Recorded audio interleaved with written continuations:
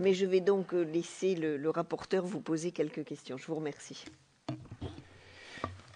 Merci Présidente et merci Monsieur le Ministre d'avoir pris du temps. Je sais combien votre temps est précieux.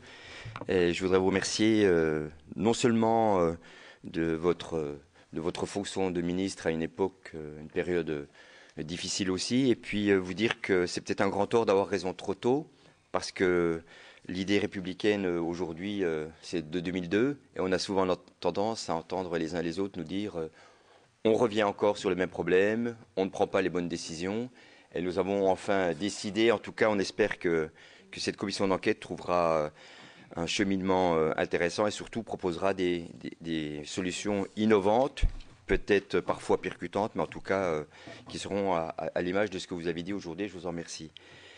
Moi, je voudrais vous poser 3 questions.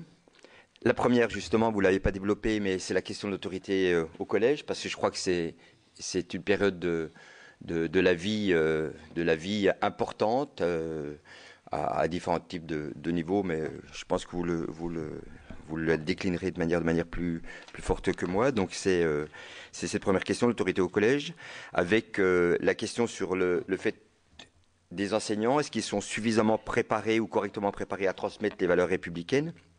Les programmes satisfaisants, vous nous avez esquissé les programmes d'instruction civique dans le primaire, mais peut-être qu'au collège, il y a peut-être aussi d'autres choses.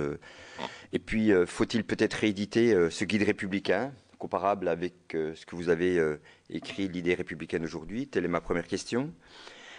La deuxième question, pensez-vous que l'enseignement du fait religieux soit souhaitable autour de la scolarité comme instrument de diffusion de l'esprit de tolérance?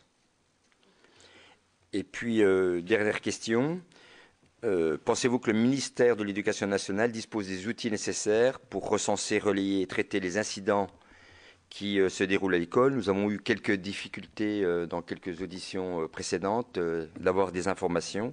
Est-ce qu'il n'y aurait pas un outil intéressant pour pouvoir remonter, ou y a-t-il peut-être non pas seulement un déni de réalité, mais le fait de dire souvent, d'entendre arrêtons de stigmatiser, arrêtons, etc. Et à force de dire ces mots-là, eh ben, on n'ose plus dire les choses, on n'ose plus dire la vérité. Merci, Monsieur le Ministre. Merci.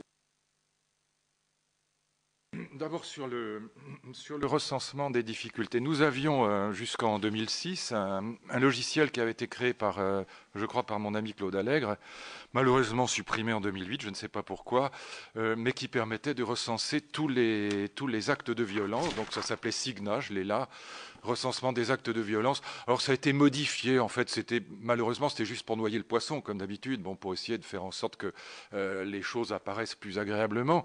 Mais le logiciel SIGNA, dans sa brutalité, avait le mérite d'être très clair. 85 000 incidents graves en 2005-2006. Les chiffres n'ont pas changé, c'est les mêmes. Quand on sait lire, un peu décrypter les nouveaux capteurs, en gros, ça fait 10 ans qu'on a les mêmes chiffres. Je vous donne simplement les premières lignes, parce que, enfin, si c'était pas dramatique, ce serait amusant. Violence physique sans armes.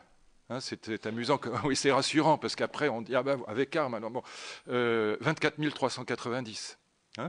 Voilà, insulte ou menace grasse 21 000, violence physique avec armes 1611, etc., etc. Trafic de drogue, viol, etc. Bon.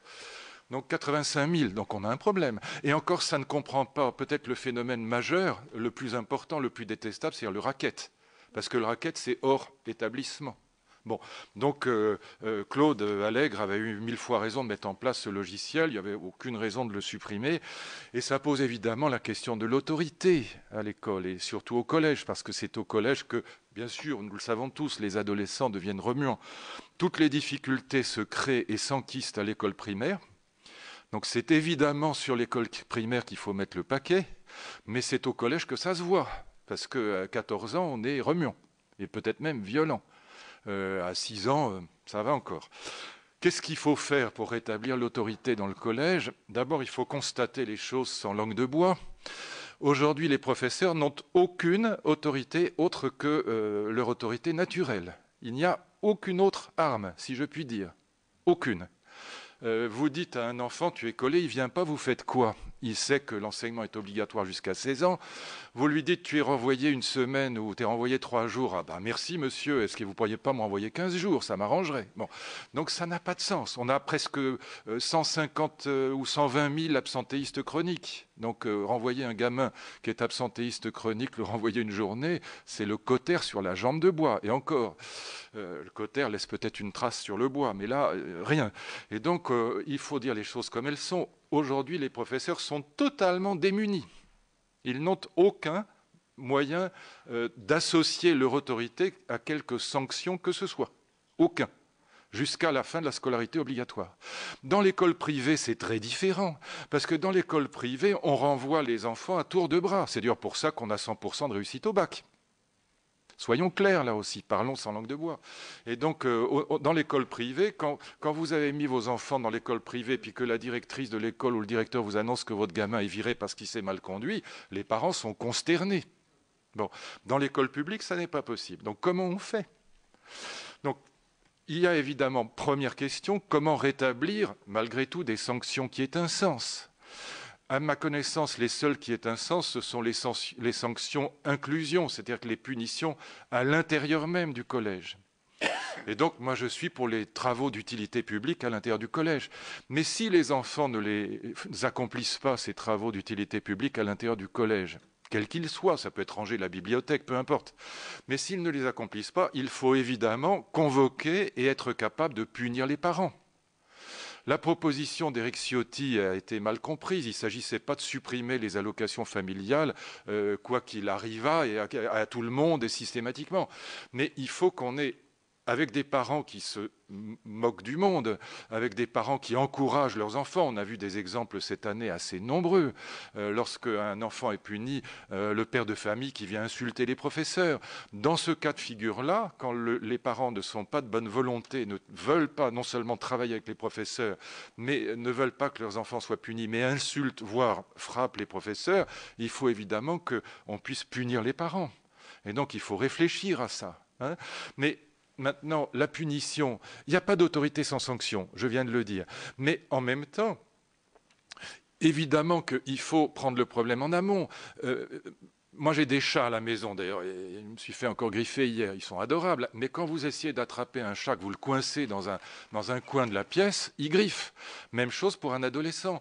Si vous mettez les enfants en échec scolaire pendant des années, ils deviennent méchants et ils deviennent violents. Donc le problème, c'est qu'on a 35% de nos enfants qui aujourd'hui arrivent en classe de 6e en très grande difficulté de lecture et d'écriture, c'est-à-dire en échec scolaire. J'ai fait avec l'amiral Béraud une étude sur le sujet qui est aussi publiée chez Odile Jacob. On a croisé les chiffres des JAP, des journées d'appel pour la défense, et puis les chiffres du ministère de l'Éducation. On a fait toute une enquête sur le sujet. On a 35% de nos enfants en très grande difficulté de lecture et d'écriture à l'entrée en 6e, et même résultat à 18 ans au JAPD. Bon, donc ces enfants-là sont en échec scolaire. Le problème de l'illettrisme est le problème majeur. Et donc quand je vois les réformes cosmétiques qu'on nous propose aujourd'hui, je suis consterné. La seule chose qui marche pour réduire l'illettrisme et l'échec scolaire, c'est le dédoublement de cours préparatoires. Dédoubler les classes de CP pour faire en sorte que les maîtresses puissent réparer les échecs au moment où ils se produisent. Je vais vous donner un chiffre qui dit tout. 80% des enfants qui n'apprennent pas à lire au cours préparatoire n'apprennent jamais à lire. C'est là que ça se passe. Et quand on a raté cet apprentissage-là, les enfants sont en échec scolaire parce que quand vous êtes en difficulté de lecture, vous êtes en difficulté partout ailleurs.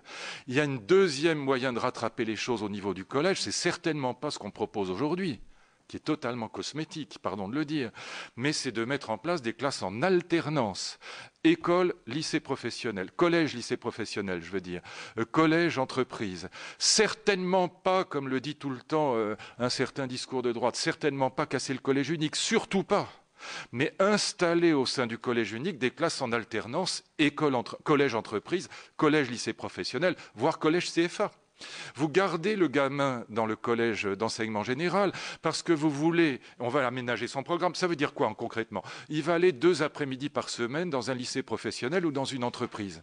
Il va découvrir des métiers peut-être 3 fois dans l'année, des métiers différents pour qu'il puisse faire une idée. Ce gamin qui est coincé dans le collège, qui vomit tout ce qui ressemble à un prof, à un programme, à une classe, d'un seul coup, d'abord il est debout, il n'est pas assis, et il va apprendre des choses. Il peut travailler de ses mains, il peut travailler des choses intelligentes, et il va s'intéresser à ce qu'il fait. Dans un lycée automobile, où il va réparer des moteurs de moto, dans un magnifique lycée comme le lycée Taille de Pierre d'Arras, le lycée Navigation fluviale de Strasbourg, dans un lycée hôtelier bien fait. Bon, il va découvrir, ou même dans un lycée coiffure, il va découvrir des choses formidables qui vont l'intéresser. Et 2 après-midi par semaine, il va décompenser, il va arrêter d'être coincé et d'être violent. Eh bien, on va le garder quand même dans le collège unique. Pourquoi? Même si on aménage un peu le programme, pour que on va pas mettre les enfants de 12 ans ou de 13 ans dans un entonnoir et en faire des petits ouvriers à 13 ans, comme on faisait avant, dans les cours complémentaires, comme on disait dans mon enfance. Bon, mais il faut qu'ils fassent l'enseignement général le plus loin possible, ne serait-ce que pour pouvoir passer un bac pro. On ne va pas le priver de ça. Hein. Ça, c'est la vraie solution. Ça marche, mais formidablement. Vous sauvez la vie des enfants. Donc, dédoublement de CP d'un côté, classe en alternance de l'autre. Pourquoi ça fait... Je finis par être exaspéré de ce radotage qui est le mien. Ça fait 12 ans que je ne cesse de le dire à tous mes collègues ministres. Aucun n'a voulu mettre en place ces 2 systèmes. Pourquoi? Parce que ça marche et que ça ne coûte rien. C'est exaspérant. Et ça marche formidablement. Et là, vous réglez 80% des problèmes d'incivilité et de violence au collège. Parce que l'incivilité et la violence, elles viennent de quoi? Elles ne tombent pas du ciel. Ces incivilités, ces violences, elles viennent du fait que ces enfants qui sont en échec subissent eux-mêmes une violence, qui est celle de l'échec. Bon, alors l'enseignement du fait religieux, je vais être très bref maintenant. Il existe déjà. C'est moi qui l'ai mis en place, l'enseignement, avec Dominique Borne, le patron de l'inspection générale d'histoire. Donc nous avons mis en place un enseignement très très puissant, un enseignement du fait religieux, notamment en 6e et en seconde, où on a même obligé, dans les programmes, les professeurs de lettres et d'histoire à travailler ensemble, avec l'obligation de lire les grands textes religieux. Il y a la naissance du christianisme, il y a les grands, évidemment. Et j'en avais beaucoup discuté avec le cardinal Lustiger. On ne veut pas, et d'ailleurs ça ne sera jamais le cas, ça ne peut pas être un enseignement disciplinaire à part. Il ne peut pas y avoir d'enseignement disciplinaire qui s'appellerait le fait religieux. Qui ferait cet enseignement? Personne. Vous n'allez pas faire venir des prêtres ou des rabbins ou des imams dans les écoles pour faire l'enseignement du fait religieux. Ça ne peut être que des professeurs d'histoire. Et donc on doit enseigner l'histoire religieuse au nom de la culture, mais ça doit être fait par des professeurs d'histoire, parce que ça ne doit pas être un enseignement confessionnel, un peu de bon sens quand même. Et donc ça ne peut pas être une discipline à part. Donc j'avais discuté de ça X fois avec Régis Debray. Je l'entends dire aujourd'hui, il n'y a pas d'enseignement du fait religieux. Mais si, il est là. Arrêtons de découvrir l'Amérique et regarder les programmes. L'enseignement du fait religieux, il est massif en 6e et en seconde. Et c'est très suffisant. Bon. Alors maintenant, c'est vrai que ce qui pose problème dans certaines écoles ou dans certains collèges, c'est quand on touche au Coran. Ça, c'est un autre problème, mais il est là. Bon. Et puis, encore une fois, sur le recensement des actes de violence divers dans les écoles, on avait un très bon outil. On a plus ou moins noyé le poisson en changeant cet outil, mais enfin, il est quand même encore là et rien n'empêche de le remettre en état. Et ce que j'avais là, Signa, encore une fois, que mon ami Claude Allègre avait mis en place, c'était très bien. Ça nous permettait de voir ce qui se passait dans les collèges. Juste un dernier mot, 85 000 incidents graves. Soyons clairs, c'est le sommet de l'iceberg, parce que c'est ce qui est signalé, Signa, par les chefs d'établissement. Or, les chefs d'établissement n'aiment pas signaler des incidents graves, ça donne une mauvaise image à leur établissement. Donc, ils ne signalent vraiment que ce qu'ils sont obligés de signaler, et tous ne le font pas. Beaucoup disent, mais on peut se débrouiller tout seul. Donc, encore une fois, 85 000 incidents graves, c'est le sommet de l'iceberg. Et donc, oui, on a un vrai problème au collège. Merci beaucoup, Monsieur le Ministre. La parole est à mes collègues. Donc, j'ai Monsieur Longuet. On va en prendre 3. Vous répondrez. Voilà. Donc, Monsieur Longuet.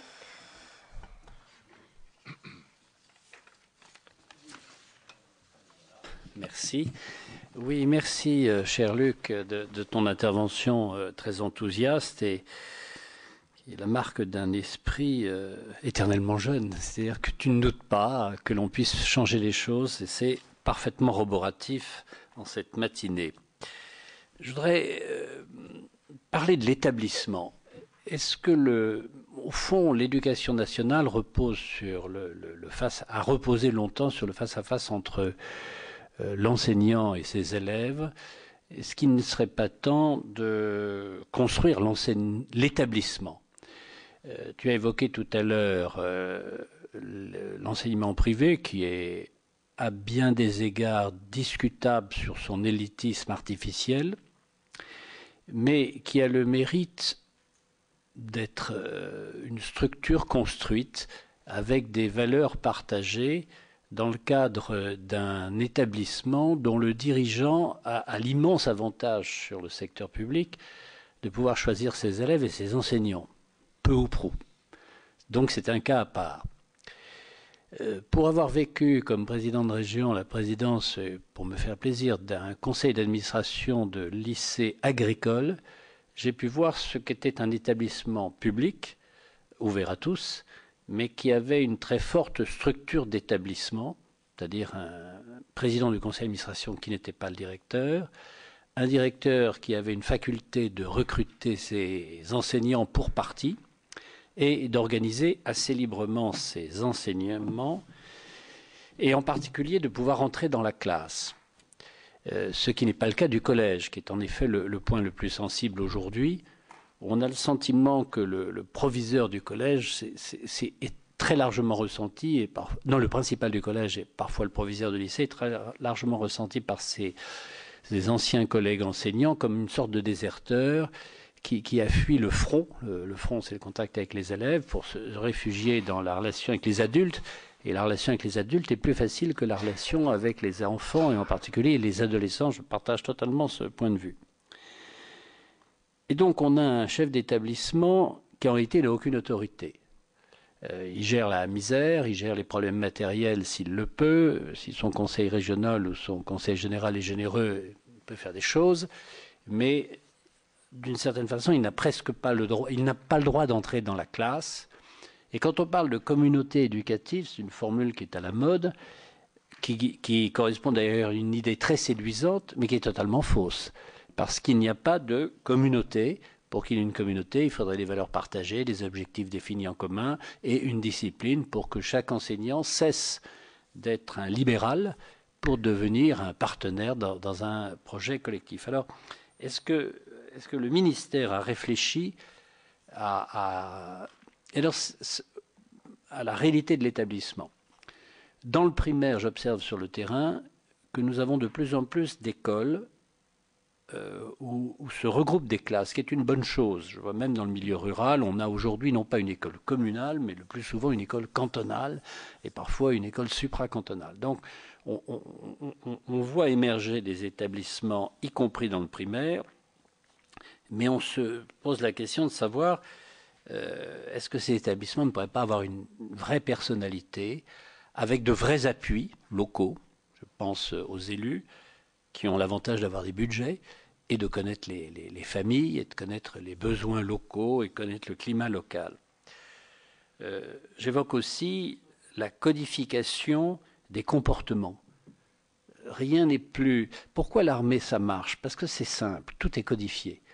On salue un supérieur qui vous rend son salut, on se vouvoie, et il y a des formes extérieures qui organisent la coexistence pacifique de gens qui sont plutôt pourtant non pas des violents, mais en tous les cas des gens qui peuvent physiquement s'exprimer. On a le sentiment que l'absence de codification, y compris dans les tenues, depuis les tenues jusqu'aux horaires en passant par les rituels de politesse, n'existe pas, enfin ou n'existe plus, ou existe d'une façon aléatoire. Ça, Donc, première question, est-ce qu'on peut faire quelque chose sur l'établissement?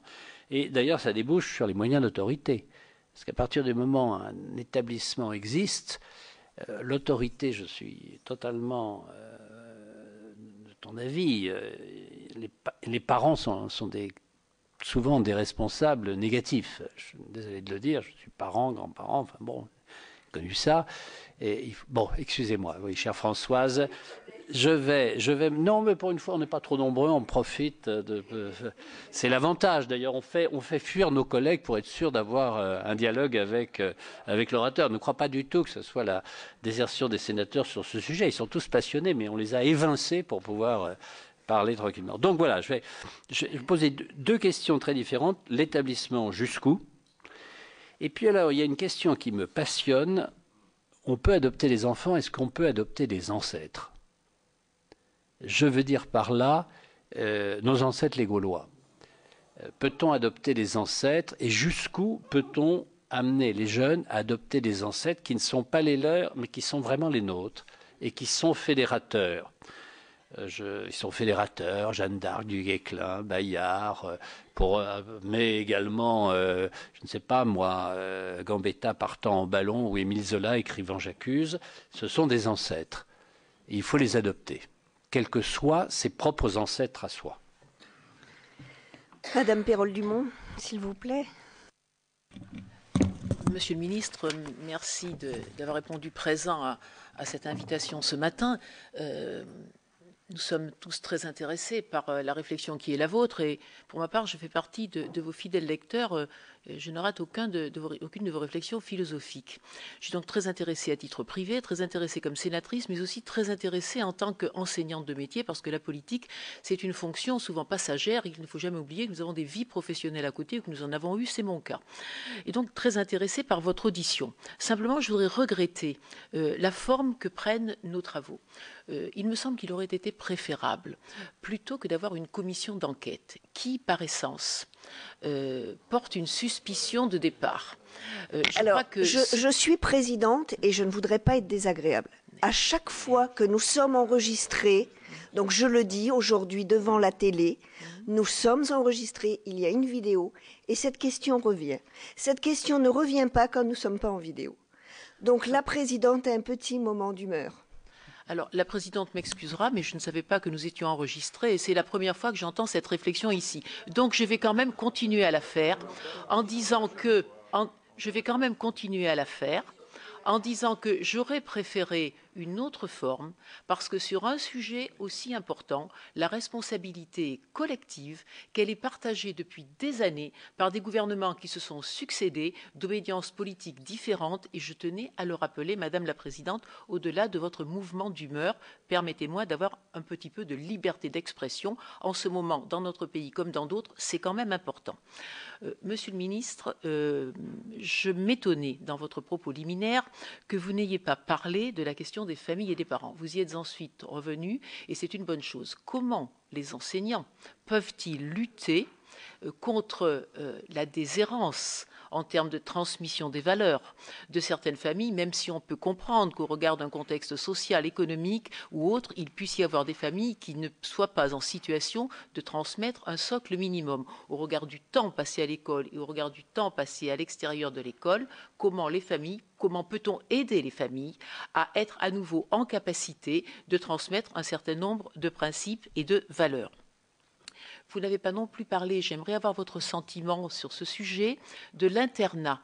Pensez-vous que l'internat puisse être un moyen, dans certaines situations, j'allais dire, non pas mettre des emplâtres sur des jambes de bois, ou comme vous le disiez tout à l'heure, mais de pouvoir remettre dans le droit chemin un certain nombre d'enfants dès lors que l'on donne à cet internat des formes nouvelles et que l'on consent les moyens nécessaires. Pour lutter contre l'absentéisme, êtes-vous favorable, l'absentéisme scolaire par exemple, êtes-vous favorable à des mesures extrêmement punitives comme la suppression des allocations familiales?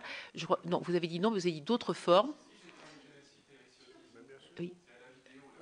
Vous avez cité M. Ciotti. Oui, donc, mais êtes-vous favorable aux propositions de M. Ciotti ou ne l'êtes-vous pas? Pensez-vous qu'il faille utiliser d'autres façons? Je l'ai dit tout à l'heure. Pardon? Je l'ai dit tout à l'heure, très clairement. J'ai dit que la proposition d'Éric Ciotti, pardon, madame, avait été mal, c'est juste pour qu'on ne se perde pas. avait été mal comprise, qu'il ne s'agissait pas mécaniquement et systématiquement de supprimer les allocations familiales à tout parent dont les enfants seraient absentéistes. Je serais totalement contre cette décision-là, mais ce n'était pas l'idée d'Éric Ciotti. J'en ai parlé avec lui récemment. Et moi-même, d'ailleurs, je dois dire, je m'étais trompé sur son idée. Et donc, j'étais hostile à ce que j'en avais compris. C'est-à-dire, on supprime systématiquement les allocations familiales aux parents dont les enfants sont absents. Mais je l'ai dit tout à l'heure, je suis favorable à cette mesure dans certains cas, c'est-à-dire dans tous les cas où les parents ne collaborent pas avec l'école pour remettre les enfants dans l'école ou pour exercer une autorité quand elle a besoin d'être exercée. Donc j'ai parlé tout à fait des familles et des parents, mais je vous en reparlerai mieux tout à l'heure. Mais non, j'ai même cité ce cas-là très précisément. Voilà. Et donc je suis d'accord avec cette mesure si elle est appliquée avec intelligence. Dans certains cas, certains cas. Alors, est-ce que ça n'est pas antinomique avec un débat qui a eu lieu cette année par rapport à la mise sous condition de ressources des allocations familiales? C'est un sujet qui mérite débat. Oui, est-ce que les allocations familiales sont un droit universel ou bien est-ce que non mis à condition ou ne sont-elles pas un droit universel? C'était la raison pour laquelle je souhaitais que vous précisiez votre position par rapport à ce sujet-là. Je vous remercie. Madame la sénatrice. Donc, vu la façon et la possibilité de gérer le temps, je vais laisser une question à chacun des trois qui voulaient poser une question, mais une question, s'il vous plaît, qui n'a pas déjà été posée. Et ainsi, nous pourrons laisser un peu de temps à Monsieur le ministre. Donc, Marie-Annick Duchesne, une question, Madame Cartron, une question, et Monsieur Kern, une question. Je vous remercie. Comme à l'école. Bien. Bon, mais nous sommes dans une période au Sénat où nous sommes un petit peu remis dans l'axe. Et donc, moi, je vais essayer parmi mes... ce qui m'importe le plus, parmi les trois questions que j'avais, c'était celui du fait religieux. Et je suis... Monsieur le ministre, en plein accord, mais alors vraiment en plein accord avec ce que vous avez dit. En revanche, sur le privé, je trouve qu'il faudrait que nous essayions entre nous, en tous les cas, de ne plus se braquer sur le privé. J'ai eu des conversations souvent passionnantes avec Françoise Cartron, où on essayait de voir ce qu'il y avait de positif dans le privé. Et il est vrai qu'il y a des écoles privées élitistes, c'est vrai. Mais j'en connais aussi qui ont, qui, pour le fait religieux, il y avait à Versailles, qui est une ville quand même où le privé a son importance, une école élémentaire où on trouvait vraiment à 80% de toutes les religions, toutes, à ce point qu'il y avait non pas de l'enseignement du fait religieux, mais un vécu. C'est-à-dire que dans telle classe où il y avait les fêtes des musulmans, eh bien, l'enseignant leur expliquer ce qu'était cette journée. Donc, je trouve qu'il faudrait essayer, entre nous, qu'on essaie de voir ce qu'il y a de positif, ce qu'il n'y a pas de positif pour prendre aux uns et aux autres, tout ça. Alors, tant pis, j'avais deux autres points de vue, mais Françoise Cartron. Madame la Présidente, merci Monsieur le Ministre. Alors, voilà, comme on est dans une période où on apprend à synthétiser sa pensée, donc une question, et j'ai l'impression 2 minutes maximum. Alors, je vais... Voilà. Donc, je vais interroger le ministre par rapport à son regard et à son expérience, puisque vous avez dit et vous avez porté un jugement que je partage sur l'absurdité de certains programmes. Quel est, de votre expérience, où sont les blocages dans cette grande maison éducation nationale pour que les choses puissent vraiment bouger? Et j'entends derrière vos propos un ministre qui a des idées, qui a une volonté, qui porte des choses. Alors, il y a deux handicaps. C'est le temps éphémère d'un ministre, sans doute. Bon. Et est-ce que ce temps éphémère nourrit justement un immobilisme? Et donc, on va faire des préconisations, on va tous émettre des vœux, mais derrière, où sont les points de blocage et qu'est-ce qu'il faudrait changer pour que les choses aillent mieux?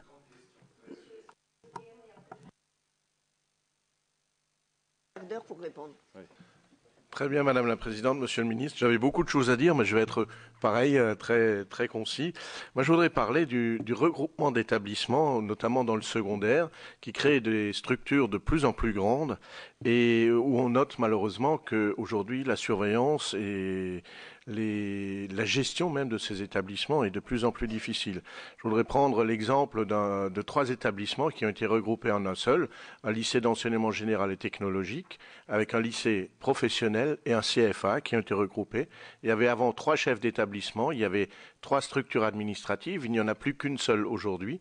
Et les enseignants, pour ne pas prendre que le cas des enseignants, ont carrément l'impression aujourd'hui d'être délaissés par l'administration et de se retrouver devant le fait de devoir eux-mêmes jouer plus aux gendarmes qu'avant. Et donc, effectivement, avant, il y avait déjà des problèmes dans chacun des établissements, mais qu'on arrivait à cibler. Aujourd'hui, avec le grand établissement, on n'arrive plus à cibler les différents problèmes qu'il y a. Et M. Abad a promis que ce serait 15 secondes. D'abord, je voudrais vous remercier sincèrement d'avoir, avec autant de conviction, rappelé l'importance, la nécessité du collège unique, mais en même temps d'avoir donné des pistes qui permettent de traiter de manière différente les situations de gamins qui sont forcément pas les mêmes. Juste une question, une préoccupation. Le lien, on a beaucoup parlé de l'école, l'école dont on est tous d'accord qu'elle doit avoir comme mission essentielle l'ascenseur social. Ne pensez-vous pas que l'affaiblissement de tous les mouvements d'éducation populaire, de tourisme social, d'encadrement des enfants, qui aujourd'hui se limitent uniquement au périscolaire au sens strict du terme, n'est pas aussi un facteur particulièrement déstabilisant en source de difficultés? 30 secondes. Merci. Voilà, la parole est à vous, Monsieur le Ministre. Un très grand merci à vous, mesdames et messieurs les sénateurs. Vos questions sont absolument passionnantes. Je ne vais évidemment pas pouvoir y répondre de manière satisfaisante. Juste quelques pistes de réflexion. D'abord, mon ami Gérard, sur la question des établissements. Je suis très favorable au plus d'autonomie possible dans les établissements. Le plus d'autonomie possible. Ça supposerait des vrais bouleversements dans le service public. Notamment, je serais assez favorable à ce qu'on réfléchisse, et peut-être pas seulement réfléchir, comme c'est le cas d'ailleurs pour l'école primaire, à des concours régionaux. C'est le cas pour le recrutement des professeurs des écoles. Personne ne le conteste, personne ne dit qu'on a privatisé l'école pour autant. Ça reste un concours de service public. Mais ça aurait un très gros avantage d'avoir un concours qui soit régional pour le recrutement des professeurs du secondaire. Et d'ailleurs, je serais favorable à la fusion de l'Agrég et du CAPES. Alors, je vais me faire tuer par la Société des agrégés, mais je trouve qu'il n'y a aucune raison. Moi, j'ai les deux concours, mais il n'y a aucune raison d'avoir les deux. Ça pourrait très bien être le même concours de recrutement. Et dans ce cas-là, s'il était régional, ça aurait un très grand avantage à la fois par rapport à la question que posait mon ami Gérard Longuet, mais aussi par rapport à l'attractivité du métier d'enseignant, parce que l'un des obstacles, vous savez qu'on a une très grande crise de recrutement des enseignants aujourd'hui, c'est un vrai souci, c'est peut-être même le souci majeur, la crise des vocations, et donc l'un des aspects de cette crise des vocations, c'est que le recrutement n'étant national, les professeurs qui sont recrutés sont envoyés à 1000 km de chez eux parfois, et pour eux, c'est très déstabilisant quand ils sont mariés, qu'ils ont une maison, des enfants, etc. Et donc, ça aurait un très grand avantage. Ça permettrait, tout en gardant un recrutement de service public, de permettre, pourquoi pas, à des chefs d'établissement d'avoir une marge de manœuvre dans le recrutement des professeurs. Donc je suis favorable à beaucoup d'autonomie des établissements, aussi que des proviseurs ou des principaux de collège puissent afficher une spécificité de leur enseignement. Je suis pour des établissements dans lesquels il y a du grec et du latin. C'est le seul moyen d'ailleurs de maintenir le grec et le latin en France. Et donc, mais aussi qu'il y ait une charte d'établissement où on dise, voilà, chez nous, on corrige les devoirs en moins de 48 heures, on reçoit les professeurs, les parents qui le veulent en moins de 48 heures ou dans la semaine, etc. Et donc, il y a une autonomie des établissements, me paraîtrait une très bonne chose. Il restera toujours une différence, toujours, c'est que dans le service public, nous ne pouvons pas renvoyer les élèves. Et donc le problème de l'autorité se posera toujours différemment. Et bien sûr. Et donc on ne peut pas, l'enseignement est obligatoire jusqu'à 16 ans, les enfants le savent. Et donc la différence entre le privé et le public, elle est là. Et il y a une autre différence, c'est là aussi où tu as totalement raison, mais je ne peux pas le dire sans être désagréable, et je n'ai pas du tout envie d'être désagréable avec les collègues professeurs, mais j'étais moi-même comme ça, hein, donc je le dis à moi-même, c'est pas pour stigmatiser les autres. Dans le service public, le paradoxe, c'est que nous sommes des libéraux dans le service public, on est des électrons libres dans le service public. Moi, quand j'étais professeur, et tous mes collègues étaient pareils, nous n'avions qu'une idée, c'était de venir le plus tard possible, de rentrer le plus tôt possible, et la salle des profs, c'était l'horreur. Bon. Et donc, il n'y avait pas d'équipe pédagogique, c'est pas vrai. Alors qu'en effet, l'une des grandes caractéristiques de l'école privée, qui d'ailleurs est un service public, puisqu'elle est privée sous contrat, c'est évidemment du service public. Arrêtons la querelle scolaire.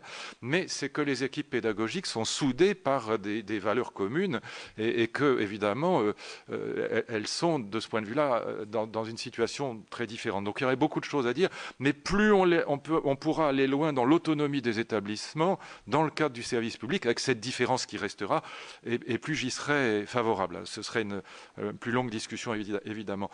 Et donc, ça rejoint d'ailleurs ce que vous disiez, madame. Je viens tout de suite à votre remarque sur le fait religieux. Je suis très heureux que nous soyons d'accord. Et vous avez tout à fait raison. Et beaucoup d'écoles privées sous contrat ne sont absolument pas élitistes. Et les trois religions du livre y sont représentées. C'est d'ailleurs même une obligation, hein, qu'elles puissent l'être en tout cas.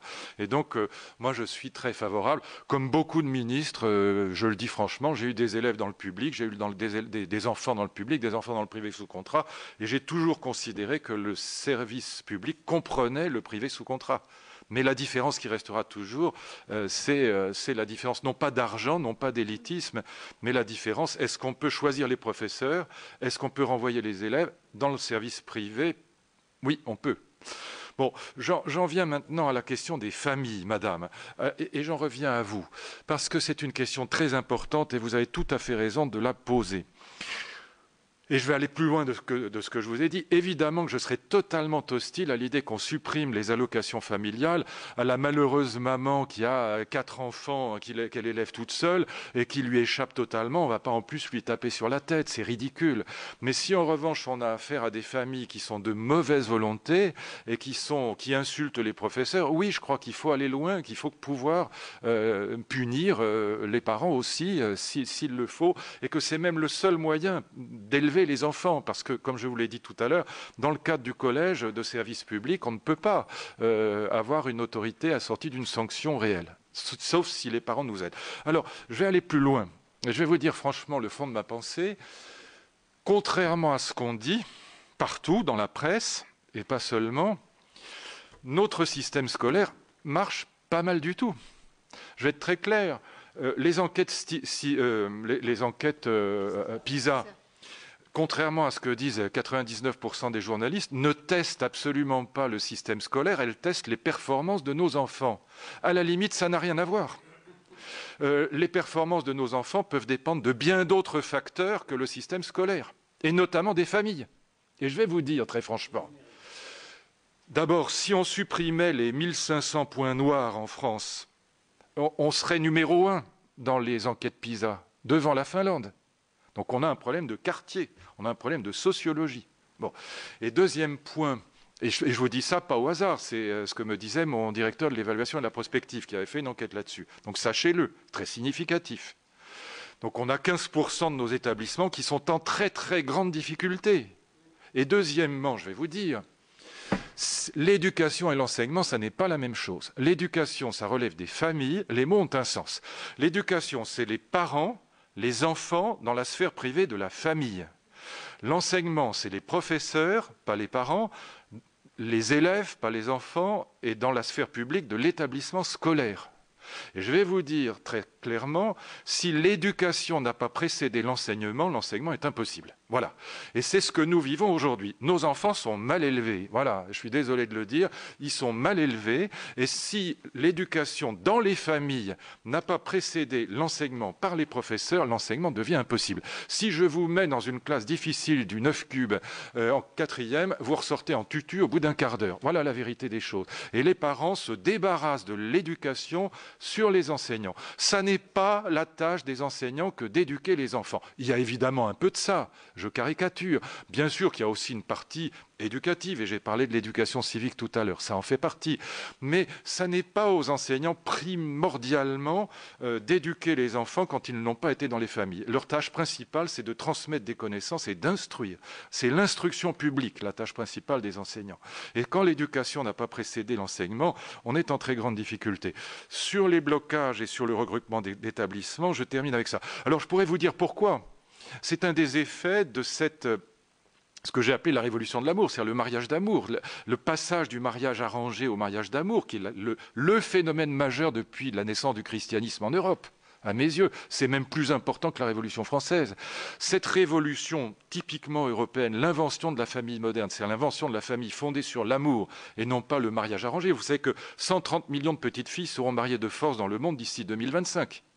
Rapport d'un médecin de l'ONU, regardez sur Internet, c'est fascinant. Nous, Européens, nous avons inventé le mariage choisi, c'est-à-dire le mariage d'amour. L'amour, nous le transmettons aux enfants, mais nous avons beaucoup de mal avec l'autorité et les savoirs. L'éducation, c'est quoi? L'éducation, là, je prends éducation au sens là, et enseignement, c'est l'amour, la loi, les grandes œuvres. L'amour, nous l'avons, nous aimons nos enfants. Enfin, il y a aussi des dames qui congèlent les bébés, mais c'est quand même pas le cas général. On aime nos enfants, on les aime passionnément, ils nous le rendent. Mais l'autorité, les savoirs, très grande difficulté, on les aime tellement qu'on n'est plus capable de transmettre la loi et les savoirs. Donc il y aurait beaucoup à dire sur les familles. Et les familles se débarrassent aujourd'hui dans tous les milieux sociaux, et plus dans les milieux bourgeois qu'ailleurs. Elles se débarrassent de l'éducation sur l'école. C'est le tout à l'école. Je termine avec les deux autres questions sur les blocages, madame. Vous avez 1000 fois raison. Et je vais peut-être décevoir certains dans la salle. Ce qui m'a gêné quand j'étais ministre, ce n'est pas les syndicats, 7% de taux de syndicalisation dans l'école, et ce n'était pas les pires, le SNES, il y avait... Bon, d'accord, je sais, ils étaient contre tout, il y avait un côté boulet. Mais en même temps, en privé, c'était des gens qui savaient des choses et qui n'étaient pas nuls. Et notamment le SNUP, il y avait des gens qui n'étaient pas entièrement de mauvaise volonté et très compétents. Bon, mais ce qui m'a énormément gêné, c'est pas ça, c'est le médiatico-politique. Pour dire les choses, c'est le président de la République et la presse. Parce que quand le président de la République est gêné parce qu'il y a des gamins qui sortent dans la rue, au bout de 3 minutes, on enlève le haut, au bout de 5 minutes, on enlève le haut et le bas. C'est ça le problème. Et ça, c'est beaucoup plus le chef politique qui est gênant que les syndicats. Et donc, regardez, même avec François Hollande, on a eu 3 ministres de l'Éducation en 2 ans. Qu'est-ce que vous voulez qu'ils fassent ? La durée de vie moyenne des ministres de l'Éducation sous la Ve République est d'1 an et demi. C'est juste le temps qu'il faut pour ne rien faire. Je suis resté 2 ans exactement, Fillon est resté 9 mois, Benoît Hamon 3 mois, etc. Et chacun... Réfléchissez à ça, c'est fascinant. Quand j'arrive le 8 mai, en mai. La rentrée de septembre, elle est bouclée depuis le mois de décembre qui précède. Pendant 1 an et demi, je ne peux rien faire de réel. Je peux réfléchir, je peux préparer une loi, je peux commencer à planter en terre des plantes qui pousseront plus tard. Mais si je me fais virer au bout de 2 ans, eh bien, celui qui vient après, il va recommencer tout le travail, il repart à zéro, parce qu'il a sa communication de ministre. Et donc, si vous restez 1 an et demi ou 2 ans en moyenne, c'est juste le temps qu'il faut pour ne rien faire. D'où le sentiment que nos concitoyens ont presque tous que le mammouth n'est pas réformable. Ça n'est pas vrai. Simplement, il faut rester 5 ans. Le problème, c'est que ceux qui sont restés aussi longtemps, la plupart du temps, c'est parce qu'ils ne faisaient rien. Je termine sur le regroupement d'établissements. Non, écoutez, permettez-moi d'être un peu... mais c'est quand même la vérité. On est sur un cheval dans cette affaire. Moi, j'ai toujours eu cette image. Quand on m'a nommé ministre, je me suis dit, j'ai un cheval magnifique, je vais pouvoir tirer le chariot, aller quelque part. Pas du tout.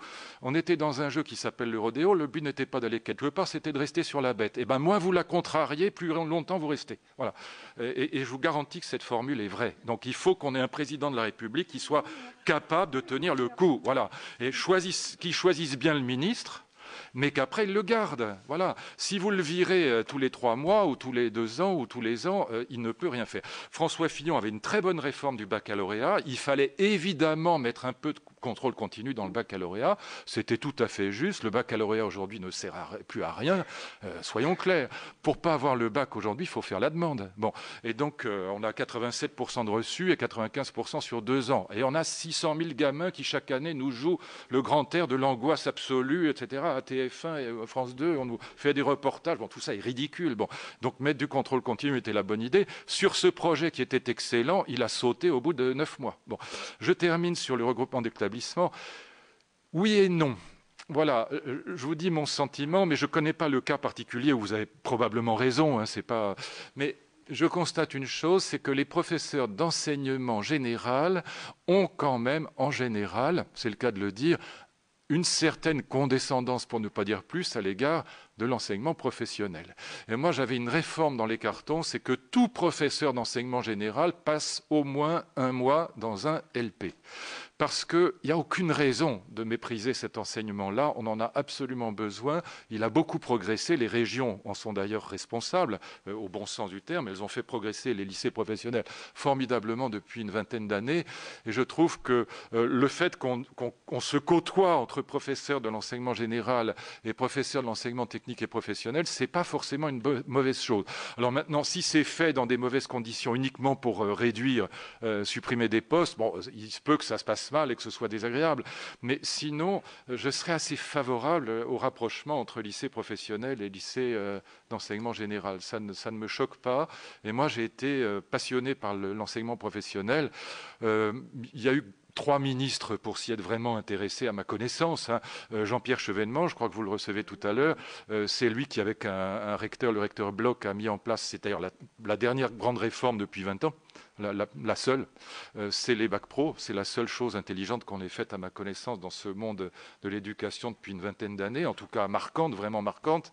Et puis curieusement, Jean-Luc Mélenchon, qui a été un très bon ministre de l'enseignement professionnel parce qu'il a mis en place les lycées des métiers, ce qui était une très bonne idée. Vous voyez que j'aime rendre hommage à des collègues qui ne sont pas forcément de la même famille politique que moi. Merci beaucoup, Monsieur le Ministre. C'est vrai que... Pardon ? Ah, les ancêtres. Pardon, les ancêtres. Vous oui, avez 1 minute pour les ancêtres. Alors, mais je suis 1000% d'accord avec toi. Et c'est très intéressant parce que j'avais publié un livre de Marc Fesneau dans une collection que je dirigeais, à laquelle je te renvoie. Et Marc Fesneau, qui est un de nos très grands historiens, très intelligents historiens, m'a démontré, et le démontre dans ce livre, quelque chose qui est tout à fait à contre-courant des idées qu'on a. En fait, nos ancêtres, les Gaulois, c'était l'idée de gauche, si je puis dire, c'était l'idée républicaine, et c'est l'extrême droite qui s'y opposait. Parce qu'ils disaient, mais non, ce n'est pas vos ancêtres, regardez la tête que vous avez. Alors que les républicains, et je dirais la gauche démocratico-républicaine, alors à l'époque, ce n'est pas la gauche d'aujourd'hui, hein, c'est plutôt les Clémenceau, voilà. Et cette gauche, les Jules Ferry, bien sûr, cette gauche-là, enfin, quelles que soient les divergences et même les polémiques et même la haine qu'il y avait entre eux, entre Clémenceau et Jules Ferry, mais ils avaient ce point commun de dire que les bons ancêtres, c'est ceux qu'on choisit. C'est les ancêtres intellectuels, c'est les ancêtres, et on n'était pas dans le côté justement ethnique. Les vrais ancêtres, c'est ceux qu'on se choisit soi-même. Hein. Et donc, nos ancêtres les Gaulois, et donc ce qu'explique Marc Fesneau de manière très intelligente, c'est qu'il n'y avait absolument aucun mépris, au contraire, à faire réciter aux petits Africains, nos ancêtres les Gaulois, c'était leur dire, vous êtes de la République, vous adoptez la République. En tout cas, c'était l'idée, voyez. Et donc, je trouve que de ce point de vue-là, oui, j'aime beaucoup cette idée que, et d'ailleurs, y compris dans nos trajectoires personnelles, la grandeur de l'idée démocratique, c'est qu'on peut se choisir dans notre tradition française, on peut trier le bon grain de livret et choisir ce que nous aimons et ce que nous avons envie de rejeter. Pardon, j'étais trop longtemps, je ne voudrais surtout pas faire attendre mon camarade Jean-Pierre Chevènement, qui je crois doit être derrière la porte. Voilà. Luc Châtel. Bon, bah, pire encore. Merci en tout cas. Merci. Merci à vous. Merci à vous.